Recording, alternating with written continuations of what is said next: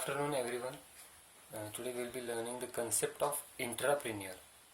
So, meaning the entrepreneurial activity which takes place within the enterprises, especially in mid-sized and large organizations, is called intrapreneurship. इंट्राप्रेन्योरशिप म्हणजे इथं काय म्हटलं आहे की एंटरप्राइजच्या आतमध्ये जी ॲक्टिव्हिटी केली जाते किंवा जे काही काम घेतलं जातं त्याला एंटरप्रेन्योरशिप म्हटले. हे असं कुठं होत असतं तर जे मिड साईज किंवा लार्ज साईज ऑर्गनायझेशन असतात तिथं. आता एंटरप्रेन्योरशिप आणि एंटरप्रेन्योरशिपमध्ये फरक आहे. तर एंटरप्रेन्योर काय करतो की बाहेरून फॅक्टर्स ऑफ प्रोडक्शन किंवा सर्व्हिसेस आणि गुड्स बाहेरून खरेदी करतो आणि स्वतःच्या कंपनीमध्ये त्याच्यावर प्रोसेसिंग करून तो विकतो. पण इथं तसं नसतं. याचं एंटरप्रेन्योरचं काम हे आतल्या आत असतं. Corporate entrepreneurship, organizational entrepreneurship, and intra-corporate venturing are the different terms which are used by different scholars to describe the same phenomenon. Individuals engaged in entrepreneurship are known as entrepreneurs. There are different terms used under this concept. Corporate entrepreneurship, corporate world मध्ये corporate कंपनीमध्ये काम करणारे. Organisation म्हणजे तुम्हाला माहितीच आहे. Intra corporate व्हेंचरिंग जे दोन कॉर्पोरेट याच्यामध्ये समन्वय साधून आणणार आणि अशामध्ये जे कोण गुंतलेले असतात, जे काम करत असतात त्यांना इंट्राप्रेन्युअर्स असं म्हणतात. According to Pinchard, intrapreneurs are dreamers who take hands on responsibility for creating innovation of any kind within an organization. Who is entrepreneur? He is a dreamer. Dreams of what? Dreams of taking the responsibility in his hand for creating new ideas, new techniques, new skills for the development of the organization. Within an organization, he does not perform any activity outside organization. He performs all of his activities in the organization itself. Second, according to Bergelman, entrepreneurship refers to the process whereby the firms engage in diversification through internal development. Such diversification requires new resources, combinations to extend the firm's activities in areas unrelated or marginally related to its current domain of competence and corresponding opportunity set. Now we'll understand this. Entrepreneurship refers to the process whereby the firms engage in diversification through internal development. विघटन करत असतं. कशाचं? Entrepreneurship ही एक process आहे ज्यात firm ही आपल्या आंतरिक प्रगतीसाठी, इंटरनल डेव्हलपमेंट म्हणजे आपल्या ऑर्गनायझेशनमध्ये आत काय गरज आहे, काय नवीन गोष्टी यायला पाहिजेत, कुठल्या गोष्टींची प्रगती किंवा विकास व्हायला पाहिजे याच्यावरती काम करत असते. ती कशा पद्धतीनं की विघटन करून, सेंट्रलाइज नसते, डायव्हर्सिफाईड असते. वेगवेगळ्या ठिकाणी वेगवेगळी कामं हाती घेतली जातात. Such diversification requires new resources, combinations to extend the firm's activities in areas unrelated or marginally related to its current domain of competence and corresponding opportunity set. मग आता ही डायव्हर्सिफिकेशन जे असते त्याला कशाची गरज आहे तर नवीन नवीन स्रोतांची गरज आहे. नवीन नवीन स्रोत असतील वेगवेगळे ज्याची कंपनीमध्ये आपल्या गरज असेल ते डायव्हर्सिफाईड करायचं झालं तर ते नवीन नवीन स्रोत तिथे गरजेचे आहेत. कुठंपर्यंत गरजेचे आहेत तर firms activities in areas unrelated और मार्जिन रिलेटेड. जिथं फर्मची ॲक्टिव्हिटी संबंधित येते किंवा काही प्रमाणात संबंधित येते किंवा जिथं संबंध येत नाही अशा सीमेपर्यंत, अशा शेवटच्या टप्प्यापर्यंत हे रिसोर्सेस गरजेचे असतात. It's current domain of competence and corresponding opportunity set. नवीन नवीन संधी उपलब्ध केल्याच पाहिजेत पण स्पर्धात्मक ज्या काही गोष्टी असतात त्या विचारात घेणं इथं खूप गरजेचं असतं. Next, the doctrine of entrepreneurship has become very well regarded in developed countries like America. It has been seen that many entrepreneurs have left highly successful career in the corporate world and have started their own enterprises. Many times these ventures have also emerged as competition to the original corporate. These entrepreneurs thus give birth to successful entrepreneurs who lead to the development of new products and services and bring with them fresh and innovative ideas. इथे काय म्हटलंय की entrepreneurship हे ज्या देशांचं अर्थशास्त्र चांगलं असेल, ज्यांना आपण डेव्हलप्ड कंट्रीज म्हणतो, म्हणजे उदाहरणार्थ इथं अमेरिका म्हटले, अशा ज्या देश असतील तिथं हा एंटरप्रेन्योरशिपची कन्सेप्ट लागू होते. आणि एंटरप्रेन्योरशिपमध्ये अनेक जणांनी सक्सेसफुल करिअर केलेलं आहे. स्वतःचं वेगळं व्हेंचर किंवा एंटरप्राइज त्यांनी चालू केलेली आहे. ऑलरेडी अस्तित्वात असणाऱ्या कॉर्पोरेट एंटरप्राइजेसनं त्यांनी चांगलंच स्पर्धात्मक कॉम्पिटिशन ज्याला आपण म्हणतो ते त्यांनी व्यवस्थितपणे त्यांच्याशी दिलेलं आहे. आणि त्यांच्यामध्ये त्यांच्या कंपनीत एंटरप्रेन्युअर काम करत असताना त्यांनी नवीन नवीन आणि यशस्वी एंटरप्रेन्युअर्स, नवीन नवीन उद्योजक निर्माण केलेत, जे नवीन वस्तूंचा, सेवांचा विचार करतात आणि त्यांना प्रत्यक्षामध्ये उतरवत असतात. Next, characteristics of entrepreneurship.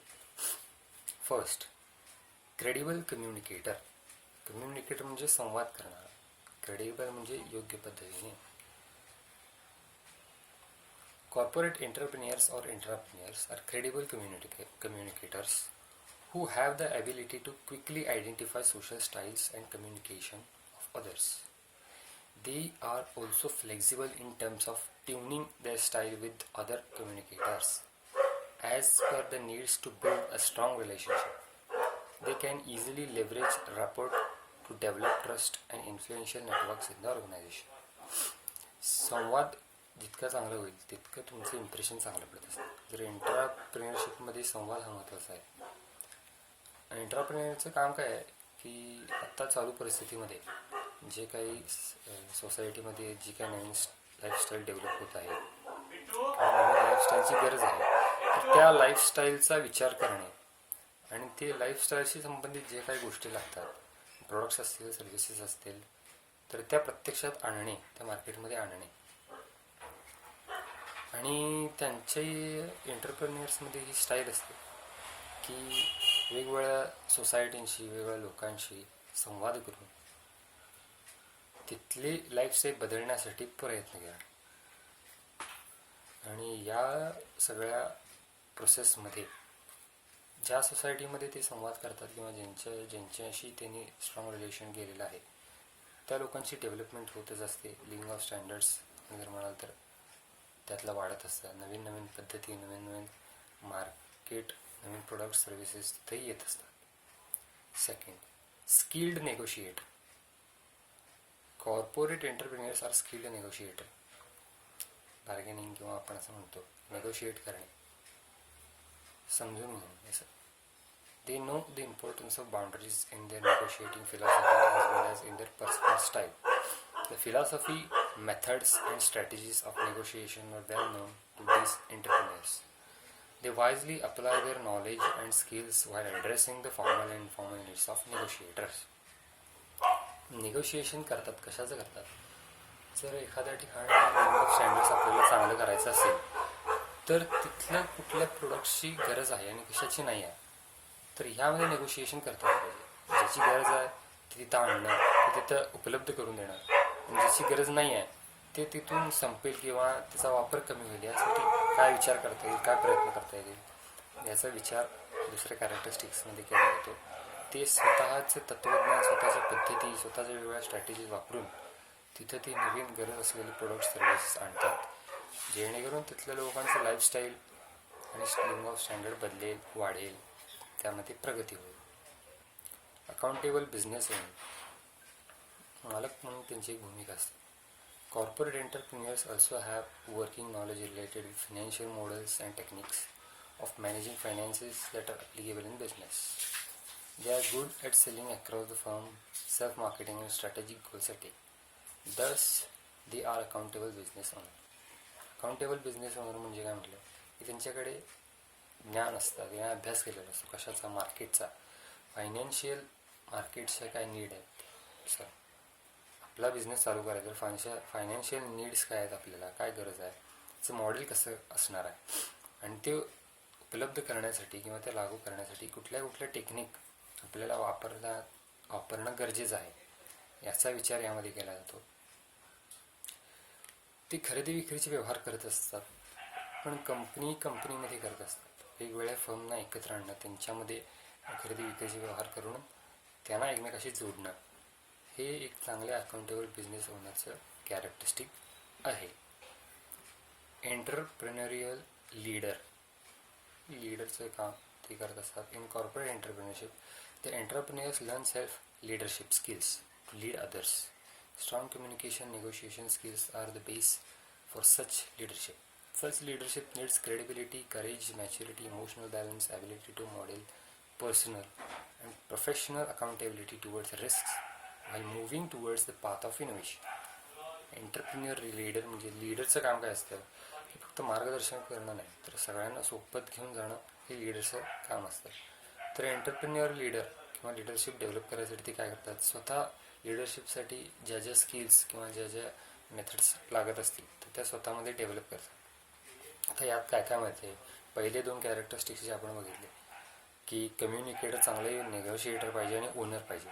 तर या तिन्ही गोष्टी किंवा तिन्ही गुण त्यांना एंटरप्रेन्युअरला स्वतःमध्ये डेव्हलप करणं गरजेचं आहे. त्याच्याकडे धाडस पाहिजे, समजूतदारपणा पाहिजे, इमोशनल बॅलन्स म्हणजे संवेदनशीलता पाहिजे आणि personality, accountability towards risk while moving towards the path of innovation. म्हणजे ज्यावेळेला आपण विकासाकडे जात असतो किंवा नवीन गोष्टी आणत असतो तर त्यामध्ये काही धोका येतोय तर तो धोका पत्करणं आणि त्या धोक्यावर मात करण्यासाठी जे काही गुण लागतात, एक प्रोफेशनल लीडर म्हणून तर ते त्यांनी स्वतःमध्ये डेव्हलप करणं गरजेचं असतं. Savvy relationship manager. Corporate entrepreneurs own the ability to efficiently manage the relationship with customers and associates. Collaborative strategies need to be formulated for managing the internal and external alliance and partnerships. Managing relationships is important for business growth, which is a part of firm's long-term commitment. These entrepreneurs do not limit themselves to the organization but reach towards establishing cross-cultural relationship with business-related communities. Relationship manager याचं काम करायचं असतं की वेगवेगळे हे लोक, कारण manager customer, manager service provider, manager goods provider, असे वेगवेगळे जे बिझनेसशी संबंधित घटक असतात तर त्यांच्यामध्ये रिलेशनशिप तयार करणं, त्यांना एकमेकाशी जोडून देणं हे रिलेशनशिप मॅनेजरचं काम असतं.